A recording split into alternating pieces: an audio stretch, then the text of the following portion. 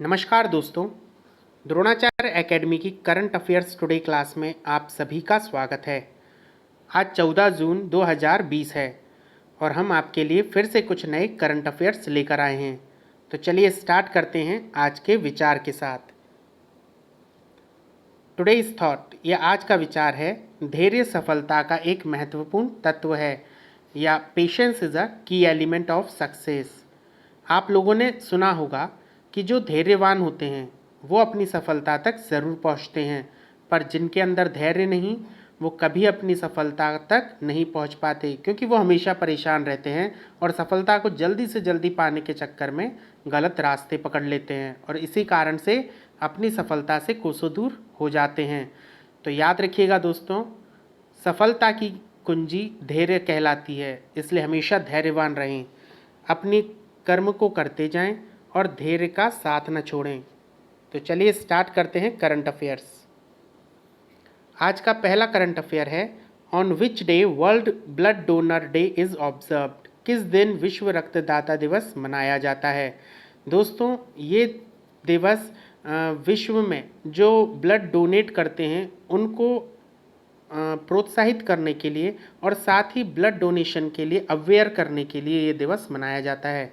इसकी तिथि है 14 जून, यानी आज ही का दिन। आज के दिन ही पूरे विश्व में वर्ल्ड ब्लड डोनर डे मनाया जाता है। तो चलिए इसके बारे में थोड़ा सा बात करते हैं। हर साल 14 जून को दुनिया भर में विश्व रक्तदाता दिवस मनाया जाता है। इस दिन को मनाने के पीछे उद्देश्य है रक्तदान को बढ़ावा देना। विश्व रक्तदान दिवस सबसे पहले 2004 में मनाया गया था, 2004 में। इस दिन को मनाने की शुरुआत सबसे पहले वर्ल्ड हेल्थ ऑर्गेनाइजेशन ने की थी और 2020 यानी इस साल की थीम रखी गई है, सुरक्षित रक्त बचाए जीवन, safe blood safe lives, safe blood saves life. Okay, so इसी दिन इसका एक और कारण है, आज के दिन ब्लड डोनर डे मनाया जाता है। इसका एक और कारण है, वो ये है कि आज ही के दिन ब्लड ग्रुप के बारे में जानकारी देने वाले मशहूर साइंटिस्ट कार्ल लैंडस्टीनर का जन्म भी हुआ था और ये भी हम कहते हैं कि रक्तदान महादान कहलाता है। इसीलिए इस दिन को मनाने के लिए यही दिन चुना गया और लोगों को रक्तदान के प्रति जागरूक किया जाता है आज के दिन। रक्तदान करने से ऐसा नहीं है कि रक्तदान करना केवल वेस्टेज है, मतलब आप किसी की भलाई कर रहे हैं, बस इससे आपकी भी भलाई है। रक्तदान करने से शरीर में आयरन की मात्रा नियंत्रण में रहती है। अगर शरीर में आयरन की मात्रा अधिक हो जाती है तो कैंसर जैसी बीमारियां हो सकती हैं। तो नियमित रूप से रक्तदान करने से कैंसर जैसी बीमारियों से भी हमें खतरा कम हो जाता है। तो रक्तदान करने से हम इतनी बड़ी बीमारी से बच सकते हैं। साथ ही रक्तदान करने से वज़न में भी अंतर आता है, वज़न भी कम होता है, परंतु यदि नियमित अंतराल में ही हमें रक्तदान करना चाहिए। डॉक्टरों के अनुसार स्वस्थ व्यक्ति को हर 3 महीने में अपना रक्तदान करना चाहिए। Clear students? चलिए next current affair is, which state government has launched घर घर निगरानी मोबाइल एप्लीकेशन। अभी हाल ही में एक राज्य सरकार ने घर घर निगरानी मोबाइल एप्लीकेशन लॉन्च किया है। हमें बताना है किस सरकार ने किया है। तो यहाँ ऑप्शंस हैं राजस्थान, मध्य प्रदेश, उत्तराखंड और पंजाब। तो आंसर है यहाँ पंजाब। अभी पंजाब ने हाल ही में एक ऐप लॉन्च किया है जिसका नाम है घर घर निगरानी ऐप। इसका जो मेन मोटिव है वो ये है कि this application is used to undertaken house to house surveillance to eliminate covid pandemic। मतलब घर घर जाकर इस चीज़ का सर्विलियंस करना कि कोई कोविड से इस समय कोविड की प्रॉब्लम को फेस तो नहीं कर रहा। Clear? With the help of this application Punjab government is to cover all the person that are below the age of 30 years and the survey will cover all the persons. मतलब यहाँ पर क्या किया गया है, ये जो गवर्नमेंट है इसका जो मेन मोटिव है वो है 30 ईयर से कम जो एज है ऐसे पर्सन्स को इस सर्वे में लाना, क्योंकि ऐसे लोगों को ही सबसे ज़्यादा इस बीमारी से खतरा है। तो इस सर्वे में उनका जो मेन मोटिव है वो यही है कि घर घर जाकर इस चीज़ का सर्वे करना कि कहीं कोई कोविड से पीड़ित तो नहीं है। ओके, थोड़ा सा हम पंजाब के बारे में बात कर लेते हैं। तो पंजाब की राजधानी यानी कैपिटल है चंडीगढ़, लार्जेस्ट सिटी है लुधियाना, यहाँ डिस्ट्रिक्ट है 22। गवर्नर हैं VP Singh Badnore, okay, and chief minister हैं आईएनसी यानी कांग्रेस के अमरिंदर सिंह। वहीं यहाँ लेजिस्लेचर यूनिकैमरल है, मींस विधानसभा यहाँ है 117 सीट्स के साथ। वहीं लोकसभा में 13 सीट्स हैं और राज्यसभा में 7 सीटें हैं। साथ ही यहाँ के हाईकोर्ट के जो चीफ जस्टिस हैं उनका नाम है रविशंकर झा, ओके। नेक्स्ट यहाँ पे कुछ और स्कीम्स चलाई गई, पंजाब की कुछ इंपॉर्टेंट स्कीम्स हैं जो आपको आगे प्रीलिम्स और दूसरे एसएससी एग्ज़ाम्स में मदद करेंगी, तो ये भी थोड़ा सा आपको देखना होगा। तो यहाँ जो स्कीम्स हैं उसमें पहली है भाई कन्या सेहत सेवा स्कीम BGSSS, ओके। सेकेंड है आयुष्मान भारत सर्वत सेहत बीमा योजना फॉर फार्मर्स, आटा दाल स्कीम, अपनी गाड़ी अपना रोजगार स्कीम, घर घर रोजगार स्कीम, महात्मा गांधी शरबत सेहत बीमा योजना MGSSBY, ओके। सो ये कुछ इंपॉर्टेंट यहाँ पर स्कीम्स हैं, तो ये आपको याद होना चाहिए। थोड़ा सा हम कोरोना को लेकर एक अपडेट देख लेते हैं।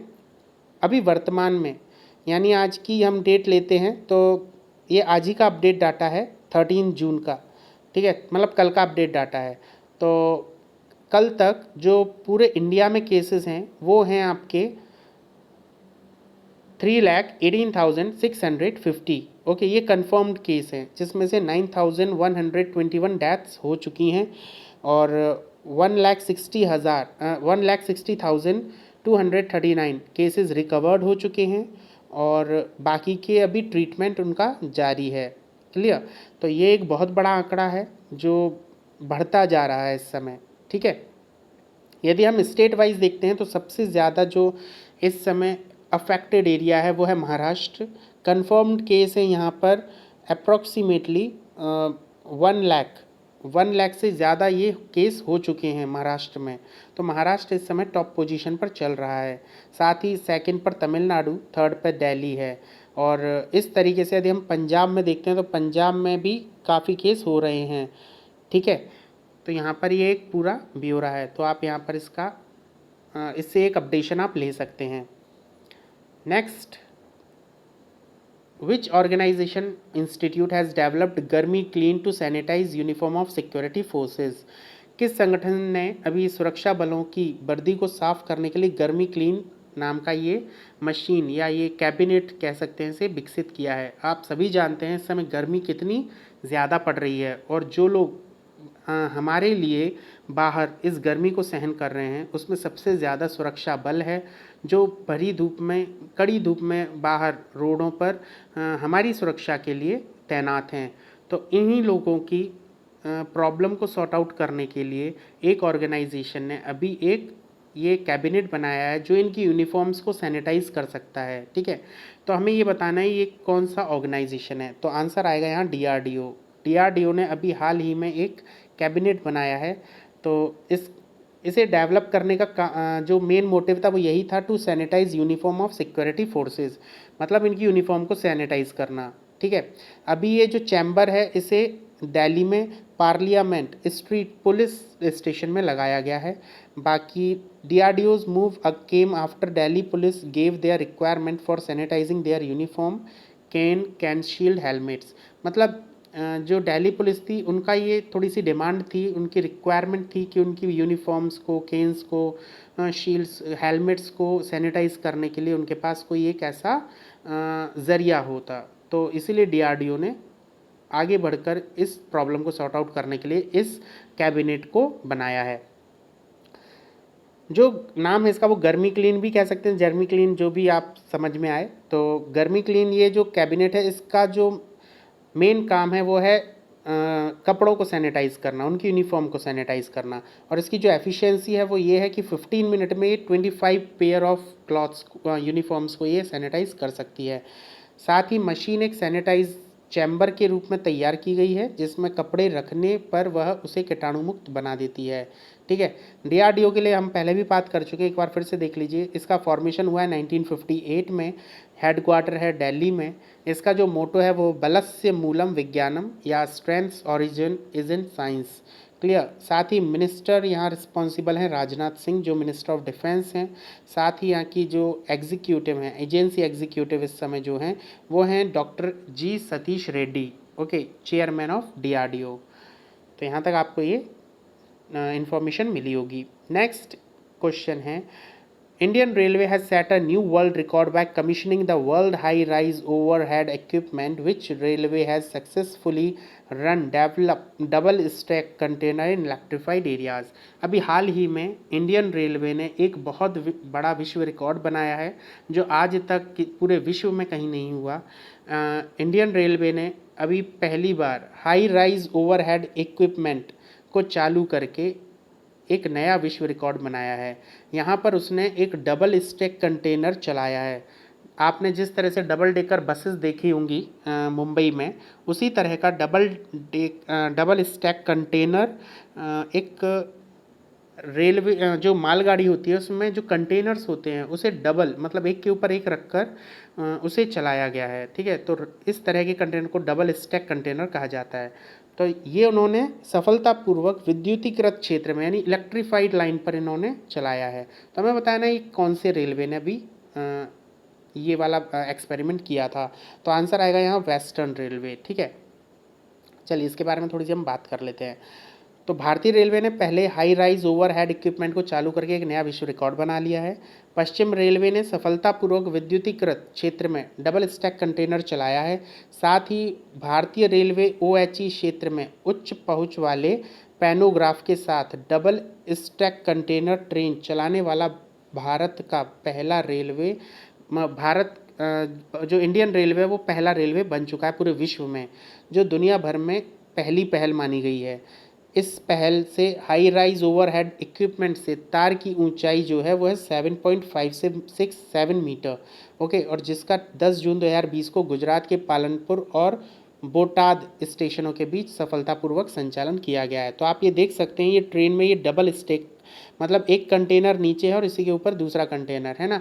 तो ये इस तरह का डबल स्टैक कंटेनर चलाने वाला भारतीय रेलवे पहला रेलवे बन चुका है पूरे विश्व में। ठीक है, तो एक बहुत बड़ी उपलब्धि है इंडियन रेलवे के लिए। ओके, यहाँ हम देख सकते हैं इंडियन रेलवे में टोटल 18 जोन्स हैं और इन जोन्स के ये हेडक्वार्टर्स हैं। तो आप इसका एक स्क्रीनशॉट ले सकते हैं क्योंकि ये एक डायरेक्ट क्वेश्चन आ जाता है। क्लियर, तो यहाँ पर जैसे हम देखें वेस्टर्न जो रेलवे है, वेस्टर्न रेलवे का हेडक्वार्टर मुंबई है। ठीक है, नॉर्थन का दिल्ली है, सेंट्रल का मुंबई है। तो इस तरीके के ये 18 जोन है जिसमें से पहला जोन एक मेट्रो जोन को बनाया गया था जो है कोलकाता मेट्रो। ओके, जिसका हेडक्वार्टर कोलकाता में है। क्लियर, तो यहाँ पर आप ये 18 जोन्स आपको याद करने होंगे। साथ ही हम बात करते हैं थोड़ा इंडियन रेलवे के बारे में। तो इसका फाउंडेशन मतलब इसकी स्थापना की गई थी वो 8 मई 1845 में की गई थी।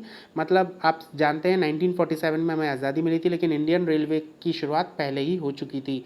तो 8 मई 1845 में इसकी शुरुआत की जा चुकी थी। हेडक्वार्टर इसका न्यू दिल्ली रखा गया है। वहीं पीयूष गोयल इसके मिनिस्टर ऑफ रेलवे हैं इस समय, और सुरेश अंगाड़ी जो minister of state for Railways हैं। और यहाँ जो चेयरमैन हैं रेलवे बोर्ड के वो हैं विनोद कुमार यादव, VK यादव। ओके, तो इतनी इन्फॉर्मेशन आपको होनी चाहिए।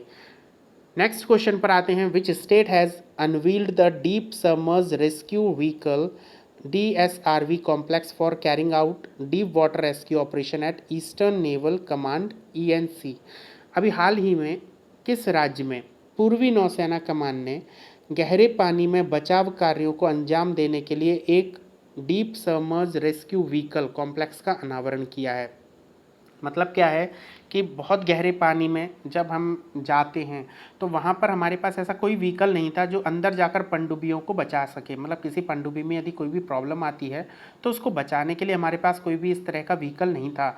लेकिन अभी हाल ही में एक व्हीकल को एस्टेब्लिश किया गया है जिसका नाम है deep submerge rescue vehicle. Okay, जिसका अनावरण अभी पूर्वी नौसेना कमान ने किया है।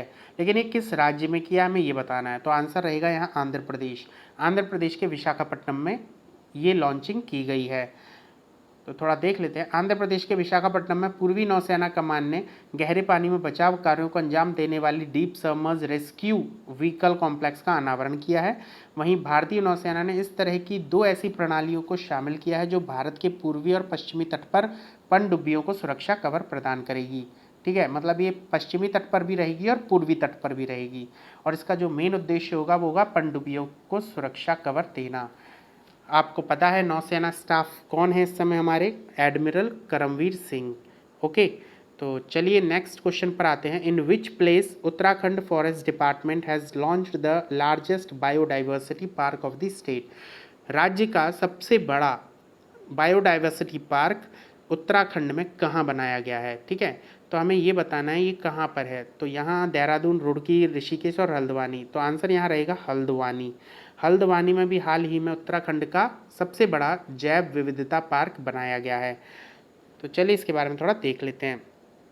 जैव विविधता पार्क को विश्व पर्यावरण दिवस के अवसर पर वनस्पतियों, विशेष रूप से औषधीय पौधों के संरक्षण को प्रोत्साहित करने के लिए खोला गया था। मतलब इनको जो वनस्पति हैं, जो ऐसी वेजिटेबल्स हैं, ऐसी वेजिटेशन हैं जो लुप्त हो रही है ना, धीरे धीरे, और साथ ही जो आयुर्वेदिक पौधे हैं, जो मेडिसिनल पौधे हैं, प्लांट्स हैं, इन सब को उगाने के लिए क्या करना है, प्रोत्साहित करती है ये पार्क। इन सभी चीज़ों को संरक्षित कर रहा है, ठीक है।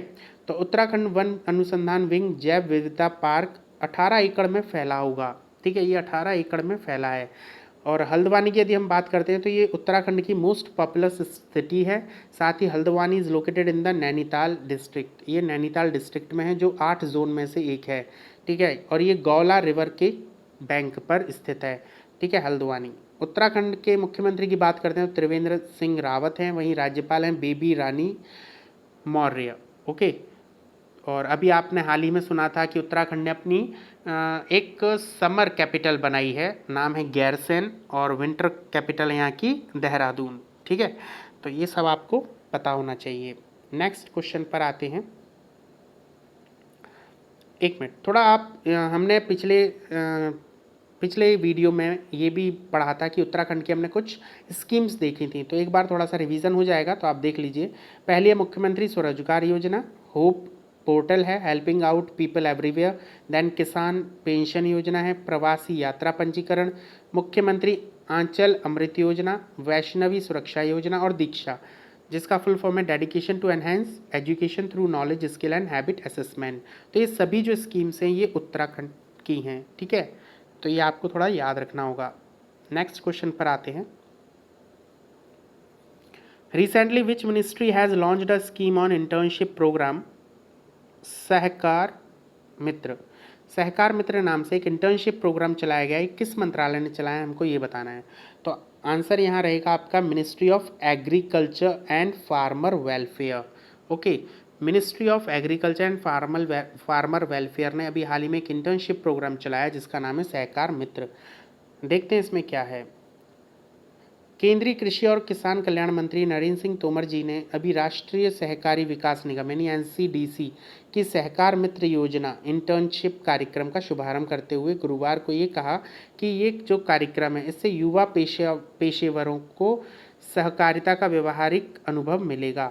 मतलब यहाँ पर क्या है कि जो ऐसे लोग हैं जिनको एक्चुअली प्रैक्टिकल नॉलेज नहीं है, तो उन लोगों को प्रैक्टिकल नॉलेज देने के लिए ये इंटर्नशिप कार्यक्रम हो रहा है। जिस तरह से कॉलेज में एक इंटर्नशिप प्रोग्राम होता है जिसमें हम थ्योरी पढ़ने के बाद एक प्रैक्टिकल नॉलेज लेते हैं, वैसे ही प्रैक्टिकल नॉलेज यहाँ पर एग्रीकल्चर फील्ड के युवाओं को दी जाएगी, ठीक है। सहकार मित्र कृषक उत्पादक संगठन यानी कि एफपीओ, ठीक है, मतलब फार्मर प्रोडक्शन ऑर्गेनाइजेशन की भूमिका निभाकर सहकारिता के माध्यम से व्यावसायिक शैक्षणिक संस्थानों के पेशेवरों को नेतृत्व एवं उद्यमशीलता की विकसित करने के लिए अवसर प्रदान करेगा।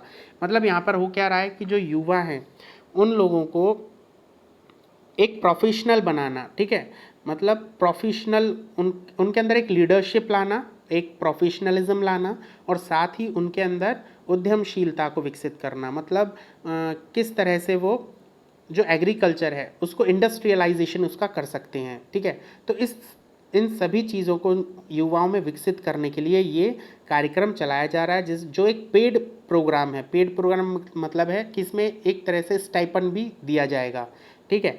तो यहाँ पर बात करते हैं हम, दो टर्म्स आए हैं, एनसीडीसी और एक ministry of agriculture and farmer welfare.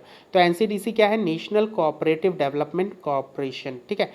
ये क्या है, ये ministry of agriculture and farmers के अंदर ही काम करता है, इसी के अंतर्गत, ठीक है। इसका जो काम है प्रमोट करना है, प्रमोट करता है ये ऐसे प्रोग्राम्स को जो प्रोडक्शन से रिलेटेड हो, processing, marketing, storage, export import of agricultural produce, food, industrial goods, है ना, live stock, certain other notified communities and services on cooperative principles. मतलब ये इनका जो मेन पर्पज़ है वो है ऐसे प्रोग्राम्स को अरेंज करना, ऐसे प्रोग्राम्स को प्रमोट करना, ठीक है, ताकि लोगों में इन चीज़ों, मतलब ये जितनी भी चीज़ें हैं, प्रोडक्शन है, एग्रीकल्चर है, इनके प्रति इनको मतलब प्रमोशन मिले, मतलब प्रमोट हों ये सभी युवा, है ना, और ये रिसर्च की लाइन में जाएं और मतलब जो एग्रीकल्चर की इस समय की समस्याएं हैं उन सब का सॉल्यूशन निकालें, ठीक है। तो ये सब प्रोग्राम्स इन्हीं मेन मुद्दों के लिए किए जाते हैं। इसका जो मेन ऑफिस है वो है न्यू दिल्ली में, वहीं इसके मैनेजिंग डायरेक्टर का नाम है संदीप कुमार नायक। साथ ही हम बात करते हैं अपनी मिनिस्ट्री की, तो इसका जो मेन काम है वो है role of the ministry is to provide food and nutritional security, income and employment, to support broad based economic sector growth and work toward the welfare of the farmer. इनका जो मेन उद्देश्य है वो है फार्मर्स जो किसान हैं उनका कल्याण हो, उनकी आय बढ़े, साथ ही न्यूट्रिशन सिक्योरिटी रहे, मतलब जो फूड उगा रहे हैं हम उसमें न्यूट्रिशन भरपूर मात्रा में रहे, ठीक है। साथ ही जो बेरोज़गार लोग हैं उनको सपोर्ट करना, ठीक है, इकोनॉमिक सेक्टर की ग्रोथ करना, ये सब काम ministry of agriculture and farmer welfare का है, ठीक है। इसके जो वर्तमान मिनिस्टर हैं वो हैं नरेंद्र सिंह तोमर, ठीक। नेक्स्ट क्वेश्चन है, who has become the first woman to reach the deepest point in the earth. कौन सी महिला पृथ्वी के सबसे गहरे बिंदु तक पहुंचने वाली विश्व की प्रथम महिला बन गई। तो नाम यहाँ पर हैं आपके क्रिस्टीना को, जेसिका मीर, स्वेतलाना स्विट्सकाया और कैथी सुलीवन। तो यहाँ आपका आंसर आएगा कैथी सुलीवन। ये कैथी सुलीवन है जिन्होंने अभी हाल ही में जो डीपेस्ट पॉइंट है अर्थ का, जिसे हम चैलेंजर द्वीप कहते हैं, वहाँ पर उसके गहरे तल तक पहुँचकर इन्होंने एक रिकॉर्ड कायम किया है, ठीक है। तो चलिए थोड़ा सा इनके बारे में बात करते हैं। एस्ट्रोनॉट हैं ये और साथ ही ओशियनोग्राफर भी हैं। तो कैथी सुलीवन ने भी हाल ही में reached the deepest point in the ocean, Challenger द्वीप। With this she has become the first women to reach the deepest point on the earth. Earth में सबसे डीपेस्ट पॉइंट पर पहुंचने वाली ये पहली महिला बन चुकी हैं, ठीक है। चैलेंजर द्वीप के बारे में आपको मालूम होना चाहिए, ये डीपेस्ट पॉइंट है अर्थ का। यहाँ जो गहराई है ओशियन में वो कितनी है, 10,902 मीटर करीब, है ना। और इसका जो नाम है British royal navy service ship HMS challenger, इसके नाम पर रखा गया था क्योंकि इसी ने सबसे पहले इसकी डेप्थ को खोजा था, ठीक है। जो लेफ्टिनेंट डॉन वाल्स हैं एंड स्विस साइंटिस्ट स्क्वैस Piccard were the first to dive into Challenger द्वीप इन 1960। 1960 में सबसे पहले डाइव करने वाले ये दो लोग थे, ठीक है, डॉन वाल्स एंड जैक्विस पिकार्ड, ठीक है। साथ ही 2012 में टाइटैनिक के जो डायरेक्टर हैं जेम्स कैमरून, है ना, इन्होंने भी the first to complete his solo submarine dive to the spot. इन्होंने भी जो अपनी जो मूवी थी टाइटैनिक उसके लिए इन्होंने क्या किया था, एक सोलो सबमरीन को यहाँ पर डाइव करवाया था, मतलब एक सबमरीन को इसी स्पॉट पर उन्होंने डाइव करवाया था, उसकी शूटिंग की थी। तो चैलेंजर द्वीप is located in the western Pacific ocean, Pacific ocean के वेस्ट में है चैलेंजर द्वीप, और in the southern end of the Mariana trench, और मैरियाना ट्रेंच जो है उसके साउथ में है, ठीक है। मैरियाना ट्रेंच कहाँ है, मैरियाना आइलैंड के ऊपर, ठीक। तो हम यहाँ इसकी थोड़ी लोकेशन आप देख सकते हैं। चैलेंजर द्वीप कहाँ है, ऑस्ट्रेलिया के ऊपर है और मैरियाना ट्रेंच से साउथ में है, ठीक है। और तो दिस इज़ द चैलेंजर द्वीप, ठीक है। चलिए next question is, Anand Mohan Zutshi Gulzar Dehlvi passed away after recovering from COVID-19 in the less than a week. He was 93. He is famous. अभी हाल ही में आनंद मोहन ज्योत्सी, जिन्हें गुलजार कहा जाता था, गुलजार दहलवी कहा जाता था, तो इनका भी हाल ही में निधन हो गया है। एक्चुअली इनको कोविड-19 की प्रॉब्लम हुई थी, कोविड-19 से ये सफ़र कर रहे थे, लेकिन रिकवरी के बाद एक वीक के अंदर ही इनको हार्ट का वो कार्डियक अरेस्ट हुआ और इनकी डेथ हो गई, ठीक है। तो हमें बताना ये कौन थे। तो ये फेमस थे, पॉलिटिशियन थे, पोइट थे, सिंगर थे या सोशल एक्टिविस्ट थे। तो आंसर आएगा यहाँ पोइट। ये एक पोइट थे, उर्दू लैंग्वेज में ये पोइट थे, ठीक है। और Gulzar was the editor of science की दुनिया, मतलब एक साइंस की एक मैगजीन छपती थी, साइंस की दुनिया, जो उर्दू में छपती थी, और गवर्नमेंट ऑफ इंडिया इसे छापती थी। तो इसके ये एडिटर थे साथ, और ये जो लॉन्च की गई थी 1975 में लॉन्च की गई थी। और इन्होंने कई स्कूल्स भी खोले, उर्दू स्कूल्स भी, और साथ ही ये 1930 के फ्रीडम मूवमेंट में भी हिस्सा लिए थे। ठीक है, इन्हें पद्मश्री अवार्ड से सम्मानित किया गया था। और ये गंगा जामनी तहजीब से के फॉलोअर थे। ठीक है, मतलब हिंदू मुस्लिम कल्चर को ये पूरा मानते थे। साथ ही ये कई ऐसे मुशायरे थे जिसके पार्ट भी रहे, जिसे में जश्न रक्त और जिगर फेस्ट था। मुशायरा एक्चुअली आप लोगों को मालूम होगा सोशल गैदरिंग होती है जहाँ उर्दू पोइट्री पढ़ी जाती हैं और कॉन्टेस्ट भी रखे जाते हैं। ठीक है, तो इन सभी जगहों को हम मुशायरा कहते हैं। ठीक है, चलिए नेक्स्ट क्वेश्चन है, विच state government has launched I flows. I flows नाम से एक सिस्टम है जिसे लॉन्च करने वाला भी एक हाल ही में किस राज्य सरकार ने इसे लॉन्च किया है। तो इसे लॉन्च करने वाला कौन सा राज्य सरकार है, कौन सी राज्य सरकार है? तो उड़ीसा है, तमिलनाडु है, वेस्ट बंगाल है, महाराष्ट्र है। आंसर आएगा यहाँ महाराष्ट्र। महाराष्ट्र ने अभी हाल ही में एक आई फ्लो नाम के सिस्टम को लॉन्च किया है। तो चलिए देखते हैं क्या है ये I flow. I flow is a flood warning system that alert flood prone areas. ये एक्चुअली एक फ्लड वार्निंग सिस्टम है जो फ्लड से ग्रसित एरिया हैं जहां फ्लड आने का बहुत ज़्यादा संभावनाएं होती हैं, तो उन एरियाज़ में अलर्ट करने के लिए इस सिस्टम को जनरेट किया गया है। और ये जो है ये 6 से 72 घंटे पहले ही एडवांस में वार्निंग दे देता है। ठीक है, इसलिए इसको यहाँ लॉन्च किया गया है। It was launched in Mumbai, mainly इसे मुंबई में लॉन्च किया गया है। और इसे किया गया है महाराष्ट्र के चीफ मिनिस्टर उद्धव ठाकरे और हर्षवर्धन जी कैबिनेट मिनिस्टर के थ्रू इनको इसे लॉन्च किया गया है। ठीक है, ये एक इंटीग्रेटेड फ्लड वार्निंग सिस्टम है और this system provide all information related to flood prone areas. ठीक, और इसका जो मेन पर्पज़ है वो ये है कि लोगों को जल्दी से जल्दी ये पता चल जाए कि फ्लड आने वाला है। ठीक है, ताकि वो एक सुरक्षित जगह तक पहुंच सके। क्लियर। और आपको मालूम है मुंबई क्या है, फाइनेंशियल कैपिटल है इंडिया की, है ना। और यहाँ फ्लड्स आते ही रहते हैं। अभी 2017 में ही जो फ्लड आया था उसी में पूरी सिटी की मतलब पूरी सिटी की क्या हो गई थी, जो व्यवस्थाएं थी वो पूरी बिगड़ गई थी। ठीक है, और 2005 के फ्लड ने तो यहाँ मुंबई को पैरालाइज कर दिया था। ठीक है, यहाँ क्योंकि 94 सेंटीमीटर बारिश हो गई थी एक 24 घंटे के अंदर, जो 100 साल में पहली बार हुई थी। ठीक है, तो इसलिए यहाँ पर इसे लॉन्च किया गया है। ओके स्टूडेंट्स, चलिए नेक्स्ट क्वेश्चन पर आते हैं। Who is the author of book lockdown licence. अभी लॉकडाउन लाइसेंस नाम की एक पुस्तक है जिसे लॉन्च किया गया है। हमें बताना है इसके लेखक कौन है। तो शशि थरूर, शोभा डे, मार्गरेट एटवुड और बर्नार्डिन एवरिस्टो, ये कुछ लेखक ऑप्शन में हैं। आपका आंसर होना चाहिए यहाँ शोभा डे। शोभा डे ने अभी हाल ही में एक पुस्तक लिखी है जिसका नाम है लॉकडाउन लाइसेंस। ओके, साथ ही यहाँ पर जो ये 3 और राइटर्स हैं इनने भी अपनी अपनी इंग्लिश की बुक्स लिखी हैं जिनके कारण इनको अवार्ड्स मिले हैं। ठीक है, तो चलिए देखते हैं इनके बारे में भी। सबसे पहले हम इनके शोभा डे के बारे में देख लेते हैं। तो ये क्या हैं, एक राइटर हैं और इन्होंने अभी हाल ही में एक कलेक्शन ऑफ स्टोरीज़, मतलब बहुत सारी स्टोरीज़ को मिलाकर एक नॉवेल लिखा है जिसका नाम है लॉकडाउन लाइसेंस। ओके, जो आज कोविड-19 में जो ह्यूमन लाइफ इस समय अफेक्ट हो रही है, इसका इम्पैक्ट जो पड़ रहा है कोविड-19 का ह्यूमन की लाइफ पर, वो इसमें दिखाया गया है। ठीक है, और इनकी जो अदर बुक्स हैं फेमस वो हैं socialite evening, spouse, the truth about marriage, speed post और superstar India from incredible to unstoppable. ठीक है, साथ ही हमने जो ऑप्शंस थे हमारे पास उनके बारे में भी आप थोड़ा देख सकते हैं। जैसे शशि थरूर हैं, इनकी पुस्तक है एन एरा ऑफ डार्कनेस। ठीक है, इसे अभी साहित्य अकेडमी 2019 का अवार्ड दिया गया था।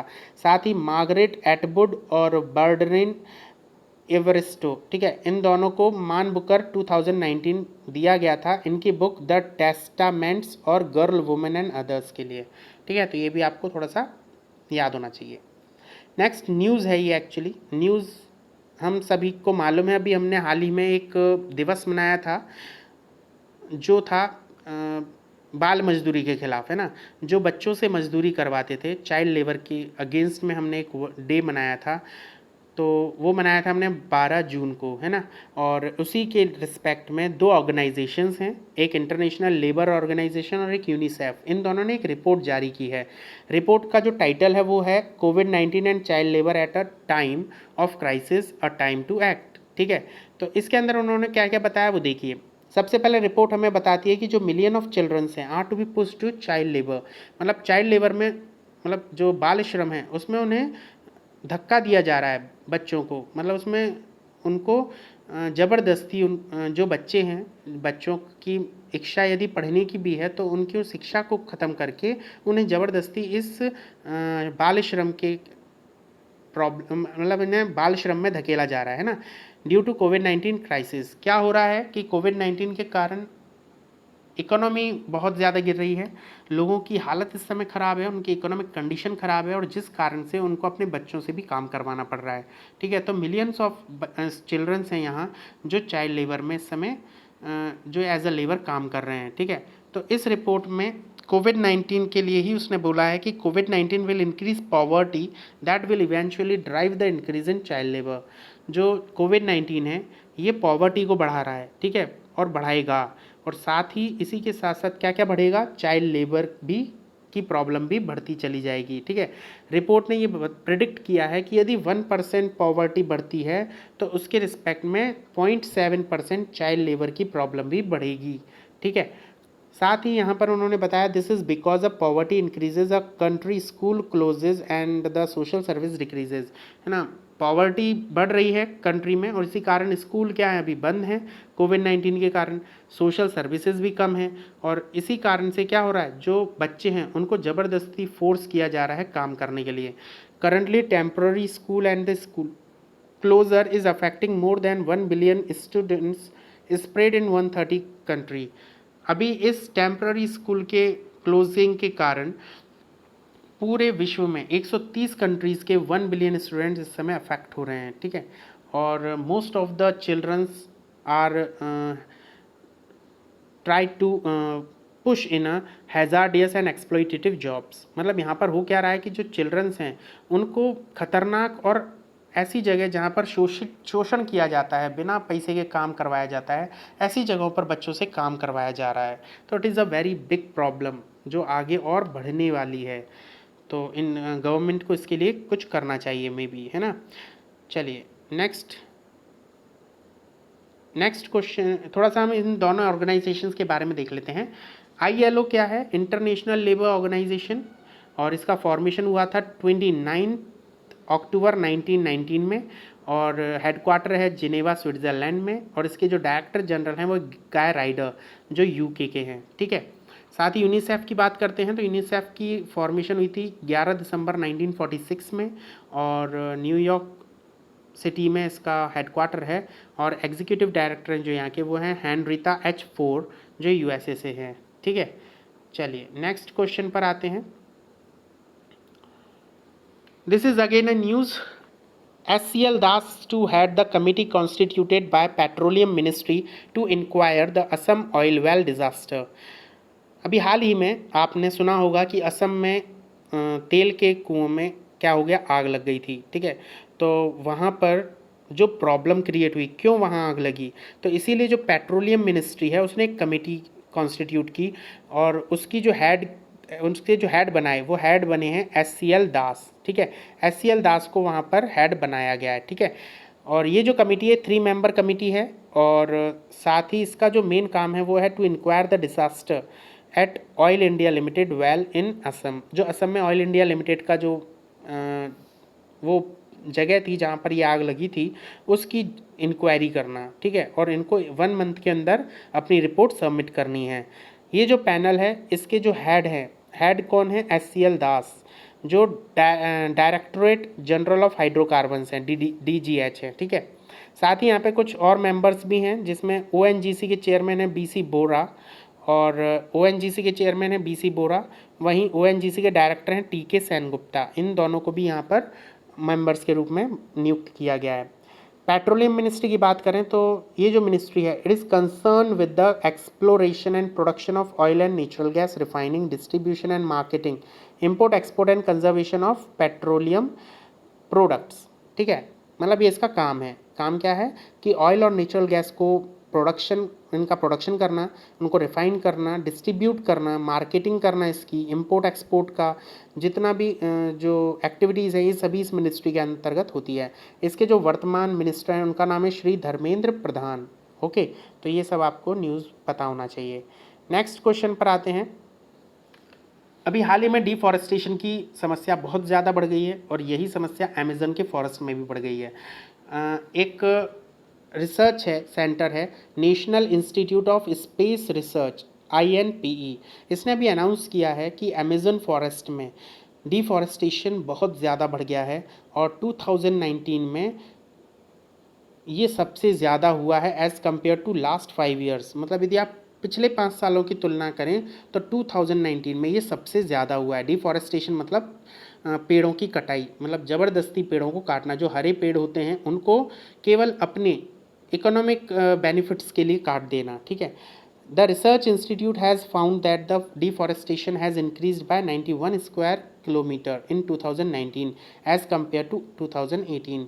2019 around 8 to 9 square kilometers of forest has been deforested। मतलब उनका एक कहना ये है कि जो 2019 में 91 स्क्वायर किलोमीटर कम से कम इंक्रीज़ हो चुका है इस समय, ठीक है, डिफॉरेस्टेशन जो 2018 से कंपेयर करते हैं तो मिलेगा। और 2019 में यदि आप देखें तो 829 स्क्वायर किलोमीटर फॉरेस्ट को डिफॉरेस्ट किया जा चुका है। तो ये एक बहुत बड़ी समस्या है, क्योंकि आप लोगों को पता है कि अमेज़न के फॉरेस्ट को ऑक्सीजन सिलेंडर कहा जाता है पूरे विश्व का। यदि वहाँ डिफॉरेस्टेशन इसी तरह बढ़ता रहा तो एक समय ऐसा आएगा जब अर्थ पर ऑक्सीजन की कमी होना शुरू हो जाएगी। क्लियर?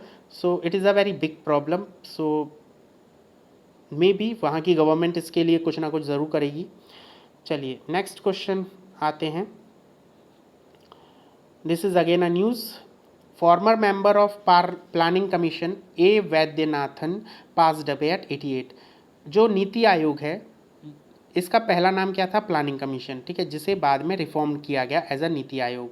तो प्लानिंग कमीशन के एक मेंबर हुआ करते थे, फॉर्मर मेंबर थे, और जिनका नाम था डॉक्टर A वैद्यनाथन। ये एक इकोनॉमिस्ट भी थे, ठीक है, और इनका भी हाल ही में 88 साल की उम्र में निधन हो गया तमिलनाडु के कोयम्बटूर में, ठीक है। इन्होंने FAO यानी फूड एंड एग्रीकल्चरल ऑर्गेनाइजेशन में भी काम किया है जो रोम में है।